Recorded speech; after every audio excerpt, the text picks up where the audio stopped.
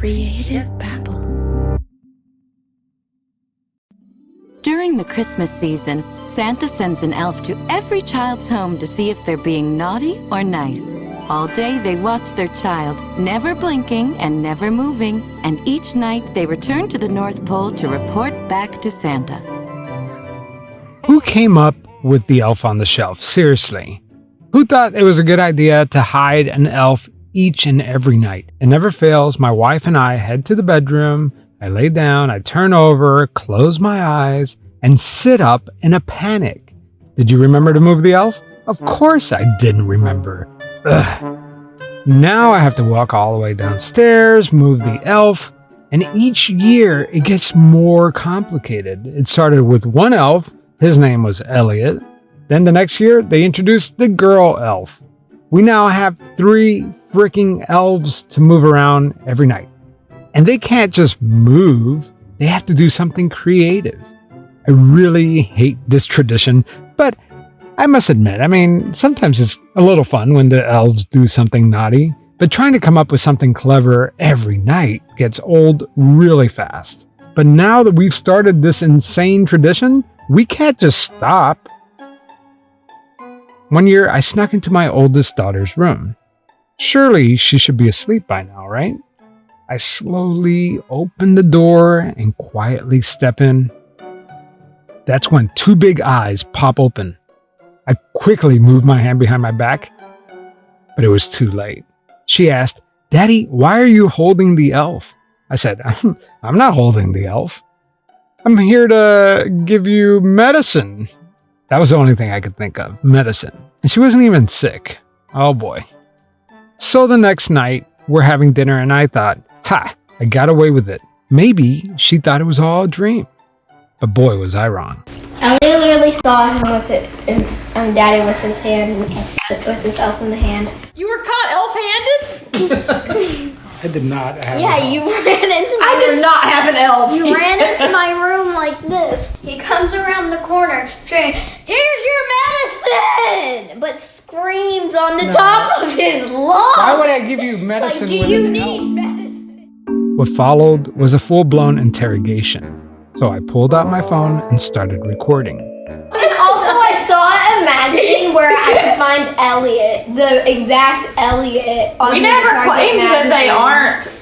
It was exactly Elliot. Yeah, we've never claimed that. And we've never claimed that we are doing it or are not doing it. All we have said about the entire Christmas spirit is that if you believe, good things happen. And if you don't believe, it ends. We all know that. I give my wife full credit for trying to stop the bleeding, but we were totally unprepared for what was about to happen next. If the elf on the shelf isn't real, then what else are we lying about? We all know that Easter Bunny's not real, right? Yeah, Lauren saw it. Lauren watched you hide the egg. Lauren saw the Easter bunny? No, I saw you. What?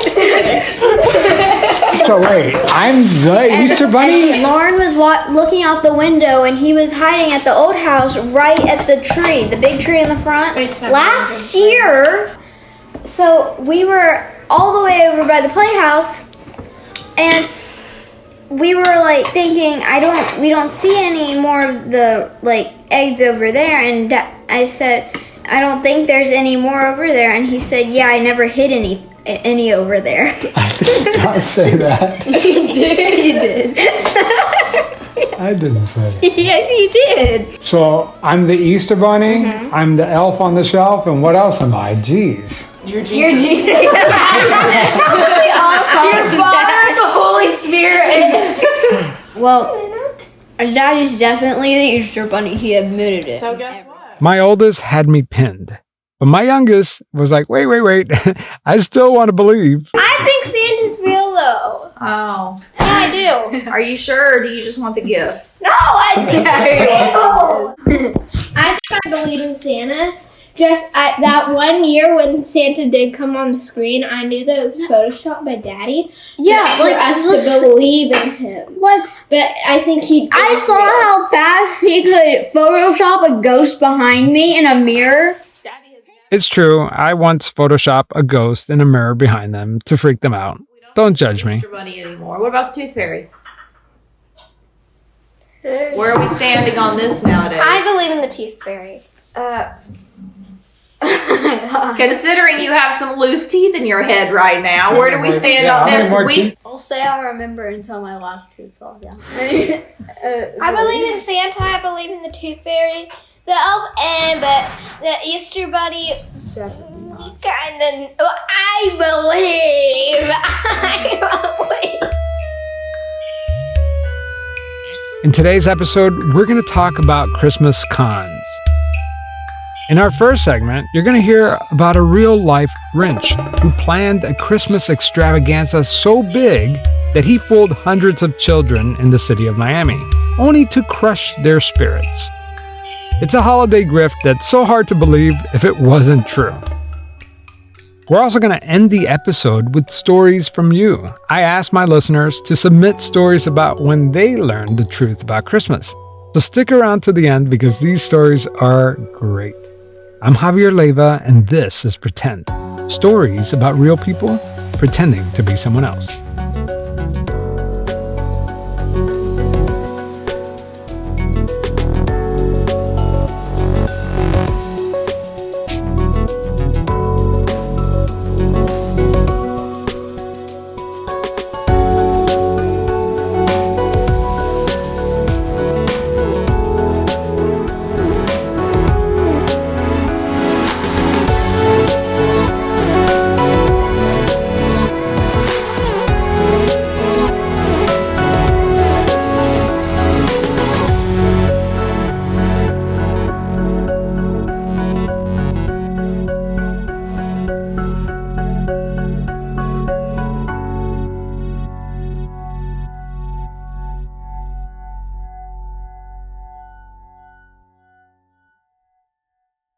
It's almost like clockwork. On January 1st, you get bombarded with ads.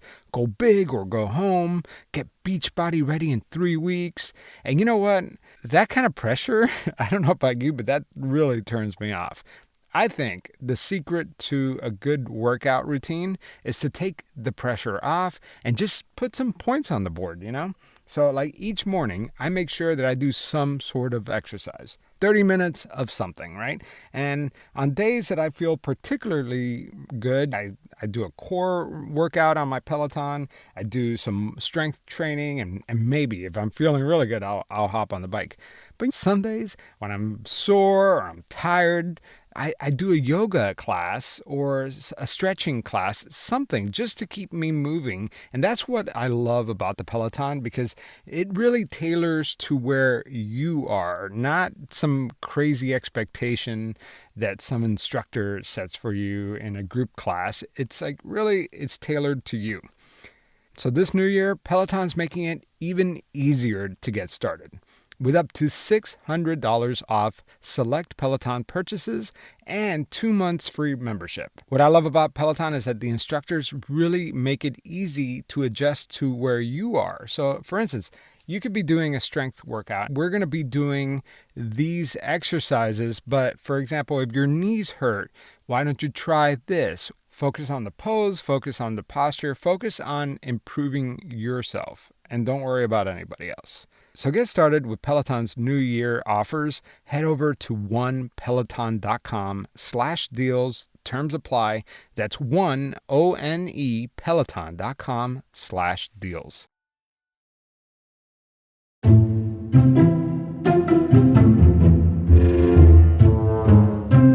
David Ellisor got an idea. Got a wonderful, awful idea.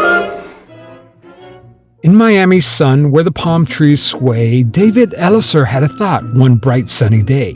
What if, he pondered with a mischievous grin, I host a grand event where we can all join in?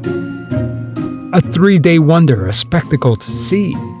Christmas from around the world, oh, what a joy it will be. Pageants and presents for every girl and boy, even live reindeer to bring them joy.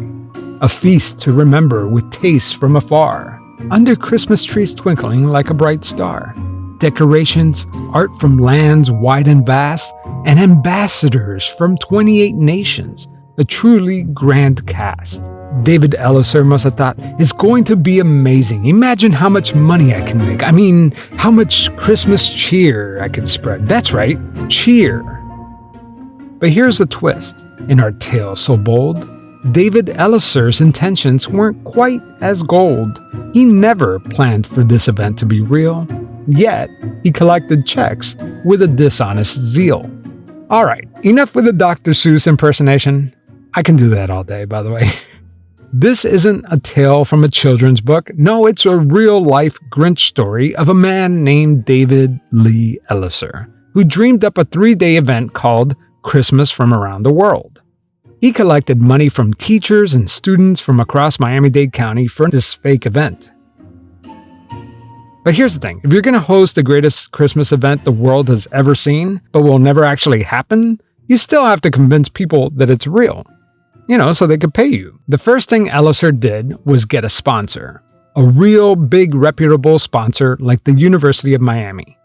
So he convinced a part-time lecturer at the University of Miami's art school to write a letter with the university's letterhead confirming that the school was a sponsor. Now that he had a big name backing him, he needed to figure out how to feed thousands of children and teachers at this fake event. So he called party caterers. Hello. Hi, is this Michael? Yes, it is. Michael Schott was the owner of Party Caterers. We did everything. We parties, dinner for two, big events, weddings. I asked Michael about the first time he met David Ellisor. Well, my first encounter was something didn't seem right. So he came to my office and he was trying to sell this whole trip. And for some reason, something just didn't seem right with the guy. So we went ahead up to almost the last day, and we backed out right at the last day. And when he pulled all the buses up, or did not pull all the buses up, that was part of the problem. He didn't do anything he said. How did David Ellisor sell this idea to you? Like, what was his pitch when he told you this? Well, his pitch was, we got all these Catholic school kids. We're taking them on a field trip. He charged them a certain amount, and then also was doing a box lunch. When he came to me, I said, sure, I can do it, no problem. It's, certain things just didn't seem right with him. So we were kind of sketchy at best. But why would a con artist throwing a fake Christmas party order real food for a party he never intends to host? Did he leave a deposit or anything? No, that was part of the problem. When he tried to give me a check, it bounced. So there was another thing. I just knew something wasn't right. Why would he get money out of you? Wouldn't it be like... Well, he was trying to get money as a kickback for doing the party. You know what I'm saying? Sometimes you get these party guys or special events guys, I guess, and they'll throw you a job and they want a cut. You know what I'm saying? Oh, I see. They want a percentage. Yeah. So not only did he want your service, he wanted to make money out of this thing. Correct. He wanted a kickback. That's right. In August of 2003, David Ellisor approached Michael Schott, the owner of the catering company, to offer his company, Party Caterers, the sole concession rights to Christmas from around the world. But that would require an upfront payment. Party Caterers' concession rights would include the right to serve alcohol and dinners for the diplomats, and $5 lunches to the students who visited the show. David Ellisor even promised Michael Schott 20% of the show's total revenue to ensure that, he wouldn't lose a thing. This wasn't their first meeting. In fact, David Ellisor dropped by Michael Schott's office over and over again, asking for more money. Eventually, David Ellisor received almost $8,000 from Party Caterers. All right, so he has a sponsor and food lined up for his fake event.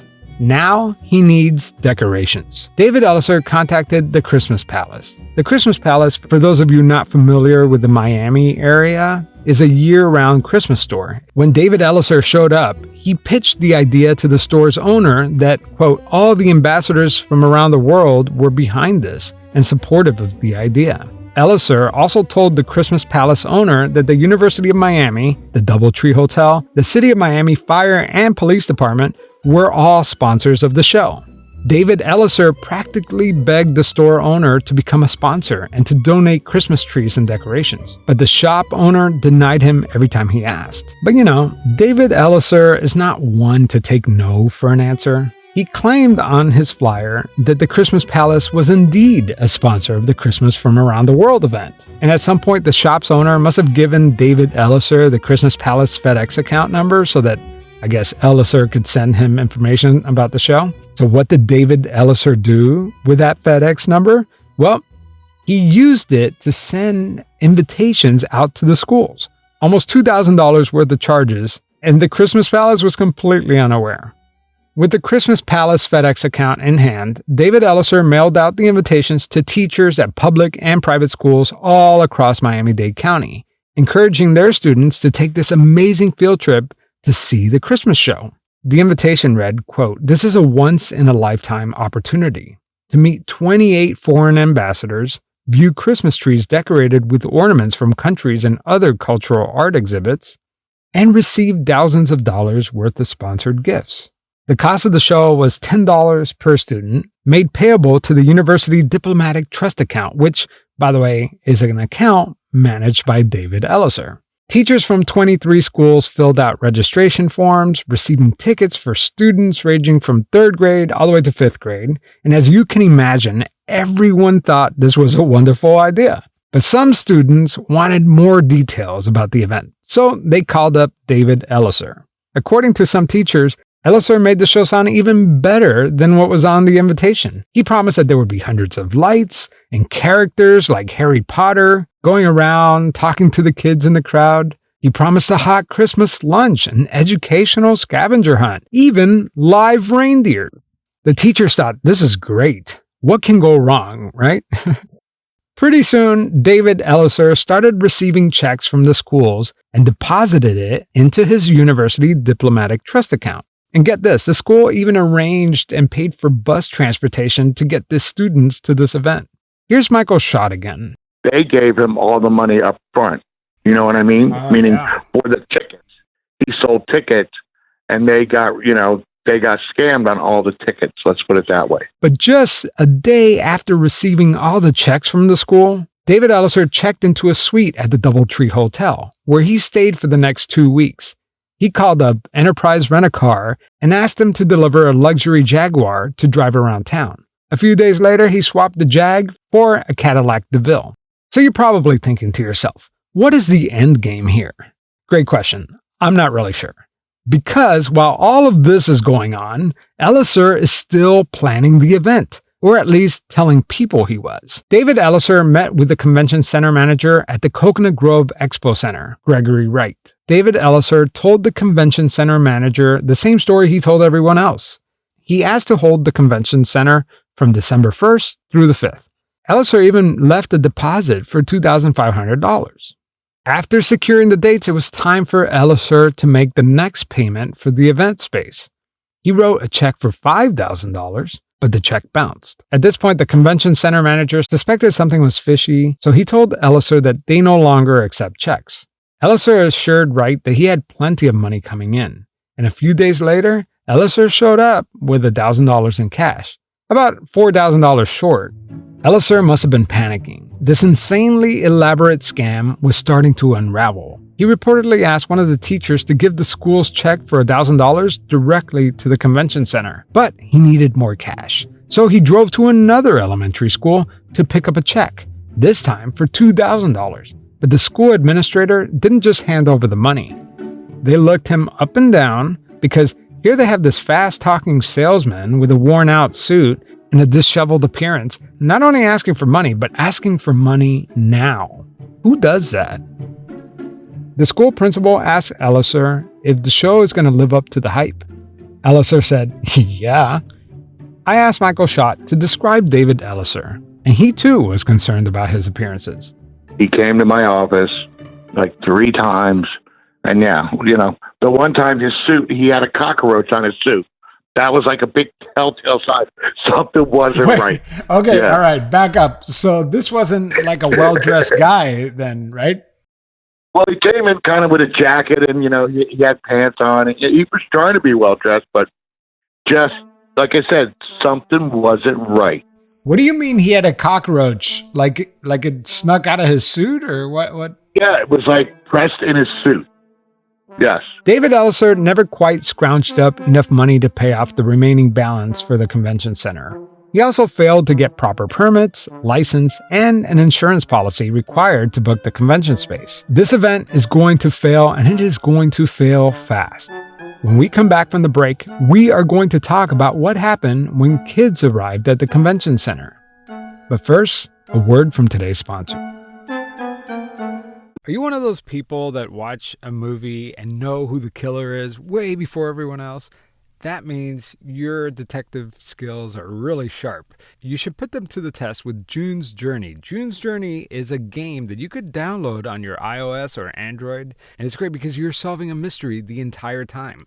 June's Journey is a hidden object mystery game with a captivating detective story, taking you back to the glamours of the 1920s. In the game, you're playing the role of June Parker, and you're searching for clues to uncover the mysteries behind her sister's murders. What's cool is that you could build your own luxury estate island, design it, the whole thing, and you collect scraps of information and fill them in a photo album to learn about each character. You could chat and play against other players. So instead of mindlessly scrolling through social media, try sharpening your mind and play a game like June's Journey. So can you crack the case? Download June's Journey for free today on iOS and Android. The big day has arrived. Do you remember how exciting it was to go on a field trip? Nothing beats field trip day. The children arrived at school early, they filed into the buses, and headed to the greatest Christmas extravaganza they will never see.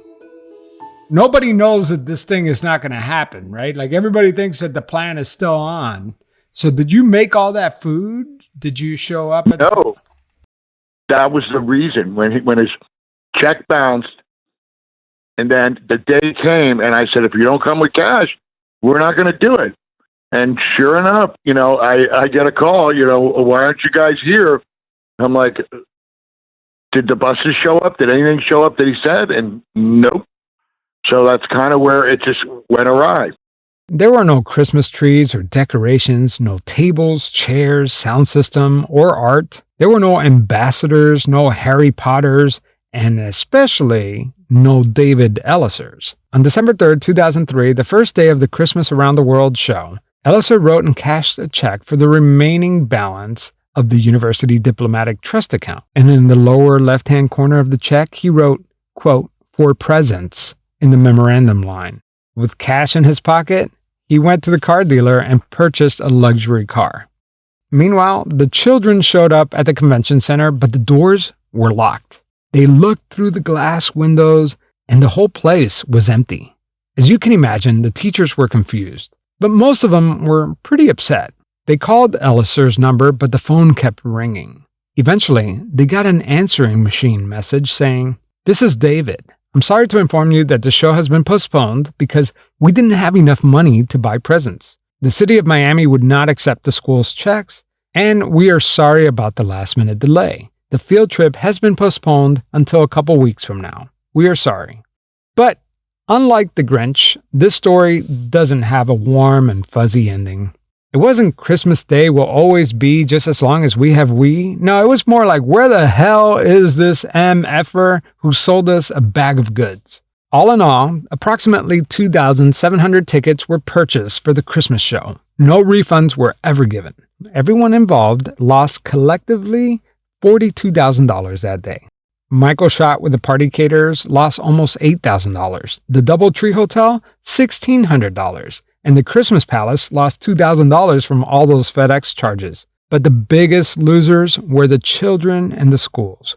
Altogether, the schools sent in $24,000 in checks that were deposited to the University Diplomatic Trust account, a Bank of America account managed by Ellisor. A few days later, after multiple complaints, the FBI got involved. They sought a warrant with the judge's neat scrawl for Mr. Ellisor, who evaded them all. Christmas twinkled and faded, the New Year did too, but Mr. Ellisor, where was he? Not a single clue. The calendar flipped, as calendars do, from December the last to January anew. 2004 it was, where hopes had gone. But Mr. Ellisor, he was still on the run. Almost a month with the chase far from fun, when finally, Ellisor's freedom was done. He turned himself in with a sigh and a shrug. In a world of whimsy, a tale of a hugger-mugger snug. So what did the investigation find? According to the records, David Ellisor wrote checks to himself, his girlfriend, and the part-time art professor at the university. There were other charges too. David Ellisor bought groceries, went to the dry cleaners, bought tires, wine, sunglasses, rented Blockbuster videos, and had hotel charges on the backs of children and vendors. But let's dig into this hotel stay at the Doubletree Hotel. David Ellisor paid for more than just a place to lay his head. Ellisor charged in-room movies to his room. What kind of movies? He claimed it was, quote, rock and roll movies, but the evidence shows that it was actually, yep, you guessed it, porn. Oh, but wait, there's more to this plot. After his arrest, investigators discovered that this wasn't the first time David Ellisor bamboozled school children. He was accused of pulling off the same scheme in California, Missouri, Colorado, and Arizona. Instead of Christmas from around the world, this event was called Washington, D.C. on Tour. The invitation promised students 41 exhibits of art and history about our nation's capital. And just like in Miami, Ellisor canceled the show and was nowhere to be found. The state of Utah fined Ellisor $31,000 for failure to refund the students. At trial, David Ellisor took the stand. He told the jury that he was a private detective, a diplomatic liaison, a show producer, and a guitarist.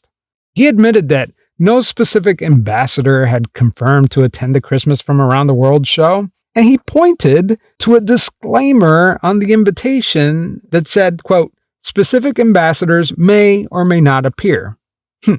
But the jury did not buy it. At 52 years old, David Lee Ellisor was convicted on 8 counts of mail fraud and was sentenced to more than 7 years in prison and was ordered to pay $38,000 in restitution. The court found Ellisor's offense to be so, quote, reprehensible to take money from young, impressionable, and vulnerable children. Children who had the expectation that they were going to attend something very special. The court also found that, quote, Mr. Ellisor had a long track record of engaging in fraudulent behavior. And there is no doubt in the court's mind that Mr. Ellisor would resume his pattern of deceitful conduct in the future if given a mere slap on the wrist. The court was convinced that, quote, given the chance, Ellisor would do it all over again, and that the only way to protect the small children and others from his phony operations is to keep him behind bars. In the tale of David Ellisor, with its twists and its turns, a question lingers as the Christmas light burns. Did his heart, so small, in the end find its way to grow 3 sizes larger on that fateful day? With schemes and deceptions now brought to light, did he see the error? Did he make it right? Did the spirit of Christmas, with its joy and its cheer, touch his heart and draw honesty near? The truth is, I'm not sure. I've searched federal court case databases, newspaper archives, Google, YouTube. It seems David Ellisor disappeared off the face of the earth. When we come back, we're going to listen to some of our listeners' Christmas con stories. That's after the break. Okay, here's how Miro works. See, it's amazing. What's everyone doing at David's desk? Ever since marketing started using Miro's collaborative online whiteboard, he thinks all our other teams should sign up. Why? He says Miro's making his meetings disappear. And if every team gets on it, that means even less meetings. They're using Miro for brainstorms, mind maps, customer research. So could we use Miro instead of having another 100 meetings for every round of feedback? Yep. You can comment, react to ideas, even leave a recording on the board. And what about presentations? There are Miro templates for that. How do you know so much about Miro? I've actually been using it all along. I just used a Miro board to plan the best vacation. Okay, I'm on board. See how Miro users save up to 80 hours every year by meeting less and doing more. Get on board at Miro.com with 3 boards free forever. That's MIRO.com. Our first story comes from listener Liana. So I'm putting myself into my 10-year-old mind. I can picture it very clearly. I'd walked into my parents' bedroom to look for a pair of stockings. And mind you, I was 10, but I was also a pretty tall child. So I was about 5'5" maybe at this point in my life. And so I could borrow my mother's stockings. So I grabbed a pair, and when I was digging through the drawer, I noticed a big stack of letters addressed to none other but Santa Claus. So I grabbed the stack of letters and realized that something is really wrong. I run to the bathroom where I know my sister is showering, and with no regard for any kind of privacy, I fling open the shower door and I say, "What is this? What are all these letters doing here?" And she said, mind you, she's 13. Remember we had to rewrite all of the letters to Santa. So I think those are just copies that mom saved. Immediately, I knew I was being had. And so I made her tell me the truth. I approached my mom. I was devastated and crying.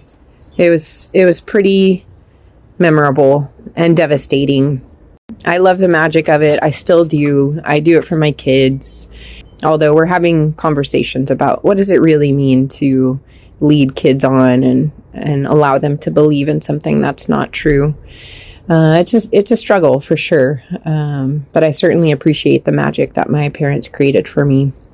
Here's one from Randy Lafussier. I'm not sure if this counts as a Christmas story or not, although it did happen around Christmas time. My parents had taken us to an A&W drive-in restaurant. I don't know if you had these where you grew up, and maybe they had disappeared by the time you grew up. But these were the old-fashioned kind of drive-ins like you see in movies from the 50s. You'd drive your car up, and there'd be a tray that you would put into the window of the car, and waitresses would come out on roller skates to serve you your food. Well, we had ordered those delicious tall glasses of frosted A&W root beer floats. We loved those. And when we were going home, my parents took those glasses and put them in the car, and we drove away. They had always told us that stealing was wrong, and we were terrified sitting in the back seat of the car because we felt that the police were going to just chase us down and arrest my parents for stealing those glasses. We got home, and we begged my parents to please take the glasses back because we didn't want them to go to jail. We didn't know what we would do if they went to jail. So my mother, not wanting to see us crying any longer, said, "Okay, we're going to take the glasses back. Don't worry about it. They're gone." Roll forward several years, and I was talking to my mom about it, and she told me, "We never took those glasses back. We just threw them away." My sister and I were horrified because we'd always been told that the greatest sin you could do in life was to lie. And here my parents had not only stolen those glasses, but they'd lied to us about it. I don't think I ever felt the same about them after that, even though I always loved my parents. Here's Katie Watson with her story. Hi, Javier. I was thinking about the deceptions that we perpetrate around Santa. And I was thinking that myself personally, I've got 2 children, and every year I have to make sure that I've bought different wrapping paper that they haven't seen, so that anything I wrap up in the stocking, they're not going to be like, "Oh, that's the same wrapping paper that we've got," because then they'll put 2 and 2 together. And then last year, we went away for Christmas and our luggage was delayed. And I was thinking of all the lies I'd have to tell them about why Santa hadn't come that year, because all the stocking stuff was in the luggage. And then I was thinking, why? Why do we have to do this? They're getting a bit older now. My daughter yesterday said Santa isn't real, but we had to make her be quiet because her little brother was quite nearby, so I haven't really had that conversation with her yet. But yeah, the whole thing just is getting more and more stressful. Oh well, thanks for your great show. Hope you have a great Christmas and Happy New Year. Bye. We're wrapping things up with Alana. Hi, Javier. My name is Alana, and I thought I might want to share my story of how my sister and I learned about Santa Claus. So just for context and background, my sister and I were raised on a 120-acre plot of land in the middle of the country, in the middle of nowhere. This was just to kind of understand that we had a very against the grain type of upbringing. And our mother was extremely pragmatic and practical, not emotional at all, definitely didn't understand the emotional needs of children. So what I remember is that our mother kind of pulling us aside one day and saying, do you know the truth about Santa Claus? And we said, no. And she said, well, Santa Claus isn't real. I'm the one who's been doing all of that work. And she gave us a book. I wish I knew what book this was. I wish I could track it down. What I remember most clearly is that the book had woodcut prints in it. And I remember that very clearly because the images accompanying the story were quite disturbing and alarming. What I remember from the story is that the real man who back in the Middle Ages, perhaps, this man had rescued and saved children from being pickled in barrels. And I distinctly remember woodcut prints of children's body parts sticking out of a wooden barrel. And this man, I guess that was something that happened to children back then. I'm not sure. I don't remember. But this man rescued them, and because of his love for saving children's lives or something, apparently that was how he was sainted. And so we got the 1-2 punch of not only learning that Santa Claus was not real, but that children apparently can be cut into pieces and pickled in barrels. It was quite an awakening for us, and something that we have stuck with me my entire life. All right, take care. Thank you. I love your show, Javier. Thank you again. Bye-bye. These were great stories. In fact, if you have a cool Christmas story, send it to me. Maybe I'll put it in the show next year.